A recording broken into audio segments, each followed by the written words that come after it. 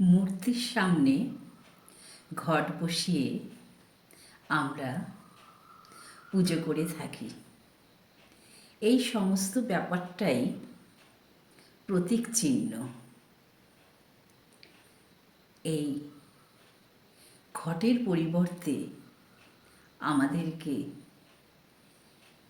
Brain বসাতে বলা হয়েছে।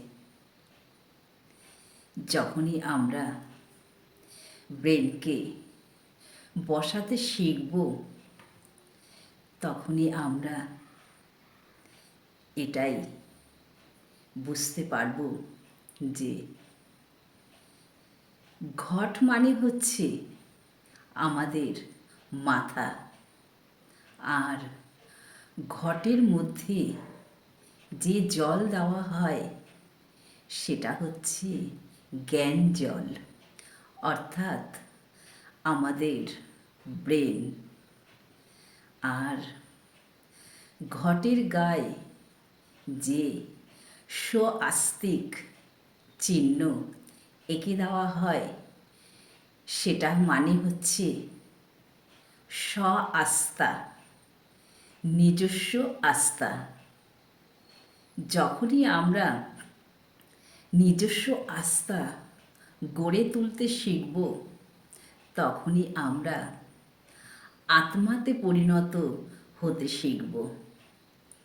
আর ঘটের মধ্যে যে অম্রপল্লব দেওয়া হয় তাতে সিঁদুরের ফোঁটা দেওয়া হয়। সিঁদুরের ফোঁটা মানে হচ্ছে আত্মিক স্থিতি। আমাদেরকে আত্মাতে পরিণত হয়ে আত্মিক স্থিতিতে পৌঁছতে হবে। যখনই আমরা আত্মিক স্থিতিতে পৌঁছতে শিখব, তখনই আমরা ভগবানকে জয়লাভ করব। আর এটাই বুঝব যে ঘটের পরিবর্তে আমাদের ব্রেনকে বসানো শিখতে হবে। সমস্তটাই প্রতীক চিহ্ন।